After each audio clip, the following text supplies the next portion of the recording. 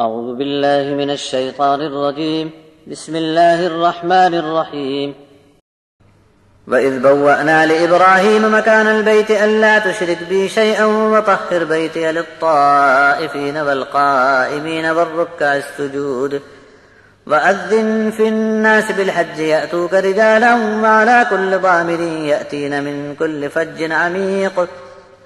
ليشهدوا منافع لهم ويذكروا اسم الله في أيام معلومات على ما رزقهم من بهيمة الأنعام فكلوا منها وأطعموا البائس الفقير ثم ليقضوا تفثهم وليوفوا نذورهم وليطوفوا بالبيت العتيق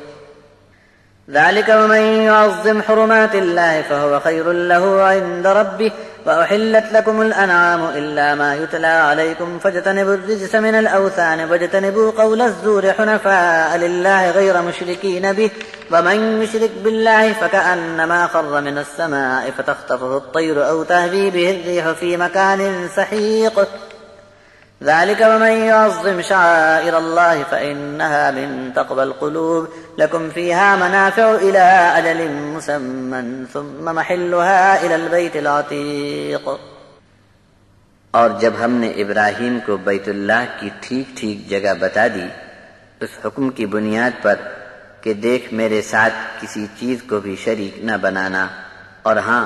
میرے اس گھر کو طواف کرنے والوں اور قیام کرنے والوں، رکوع کرنے والوں اور سجدہ کرنے والوں کے لیے پاک صاف رکھنا. انسانوں میں حج کا اعلان کر دو، ذوق شوق سے پیدل آئیں گے اور دبلی دبلی اونٹنیوں پر دور دور کے علاقوں سے لوگ اس گھر کی زیارت کو آتے ہی رہیں گے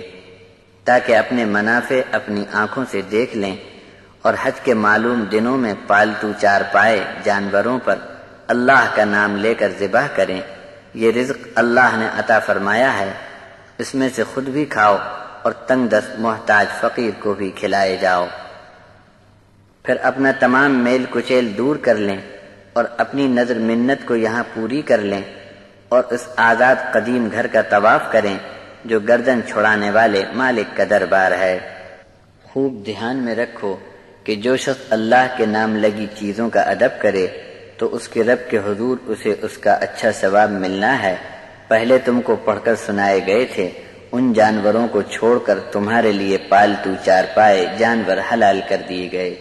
بس اب تم بتوں کی گندگی اور پلیدی سے الگ ہو جاؤ اور جھوٹے بناوٹی قول سے بچتے رہنا. کبھی بھی اللہ کے ساتھ کسی کو شریک نہ بتانا. مشرکین سے کٹ کر صرف اللہ کے ہو جاؤ، اور جو کوئی اللہ کے ساتھ شرک کرے اس کی مثال ایسی ہے کہ جیسے کوئی بلندی سے نیچے گر پڑا اور جیسے ہی نیچے گرا شکاری پرندوں نے اسے نوچ ناچ کر تکا بوٹی بنا ڈالا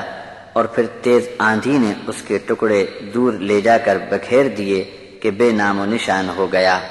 اور جو کوئی اللہ کی نشانیوں کی تعظیم بجا لائے تو یہ دل کے تقوی کا نشان ہے. ایک مدت تک چوپان سے فائدہ اٹھائے جاؤ، پھر اس کی جائے حلال بیت العتیق یعنی کعبہ شریف کی سرحد تک لے جاؤ.